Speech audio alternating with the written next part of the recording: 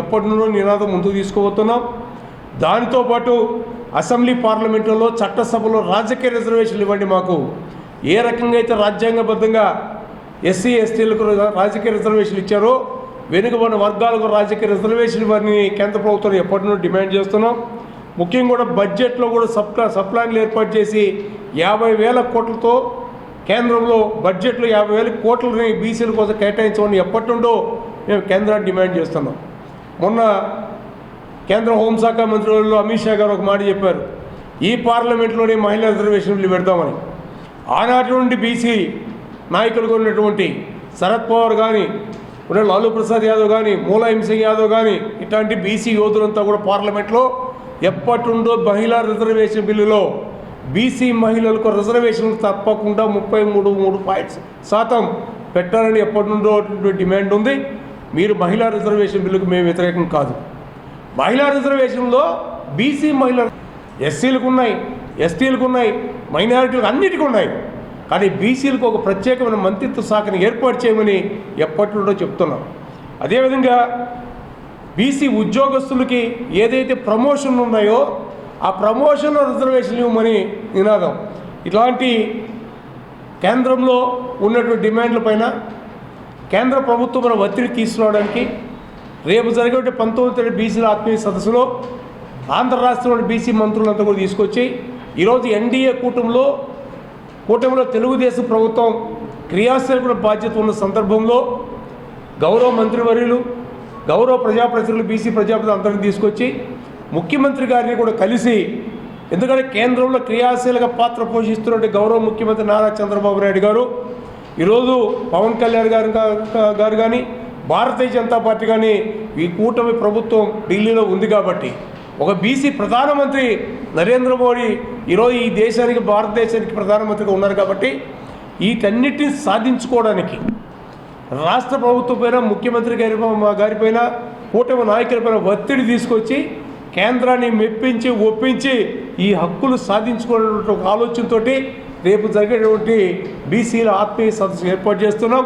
ఈ సదస్సుకి ఉమ్మడి చిత్తూరు జిల్లాలోని అన్ని కుల సంఘాలు కానీ, వృత్తి సంఘాలు కానీ, బీసీ సంఘాలు, బీసీ రాజకీయ ప్రతినిధులు, యువకులు, మేధావులు, ఉద్యోగస్తులు, విద్యార్థులు, మహిళలు అందరూ కూడా వేలాది మంది తరలి వచ్చి మన హక్కుల సాధన కోసం సంఘటితంగా ఉద్యమించాల్సిన అవసరం ఉంది. కాబట్టి దయచేసి జిల్లా వ్యాప్తంగా ఉన్నటువంటి బీసీ నాయకులు, కార్యకర్తలందరూ కూడా రేపు జరిగే సదస్సుకి తరలి వచ్చి మన హక్కులు సాధించుకోవడానికి అందరూ కూడా కార్యక్రమం రూపకల్పన చేశాం. జిల్లాల వారీగా, మండలాల వారీగా, గ్రామాల వారీగా కూడా తరలి రావాలని కూడా ఈ పత్రికా ముఖంగా విజ్ఞప్తి చేస్తూ సెలవు తీసుకుంటున్నాం. నమస్కారం, నా పేరు Suguna Chilukala, national general secretary BC women. ముందుగా దక్షిణాది రాష్ట్రాల ఇన్ఛార్జ్ టీడీపీ సీనియర్ నాయకులు మంత్రివర్యులు షణ్ముఖం అన్న గారికి నా ప్రత్యేక ధన్యవాదాలు తెలియజేస్తున్నాను. అలాగే ఇక్కడికి వచ్చినటువంటి బీసీ నాయకులకి అందరికీ కూడా పేరు పేరుగా నా కృతజ్ఞతలు తెలియజేస్తున్నాను.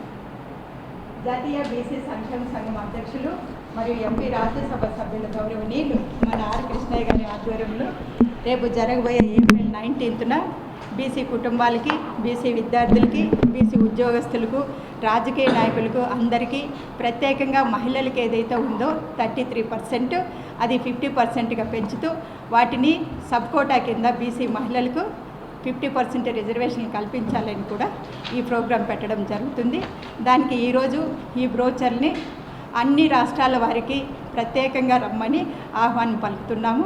ఇక ముఖ్యంగా చెప్పదలుచుకునేది ఏపీ, తెలంగాణ రాష్ట్రాల్లో ఉన్నటువంటి బీసీ మహిళలు, విద్యార్థులు, ఉద్యోగస్తులు, రాజకీయ నాయకులు అందరూ కూడా ఈ ప్రోగ్రాంకి వచ్చి బీసీ హక్కుల సాధనకి ఏదైతే ఉందో మన హక్కులను మనం సాధించుకోవడం కోసం అందరూ ఆహ్వానితులుగా ఆహ్వానిస్తున్నాము.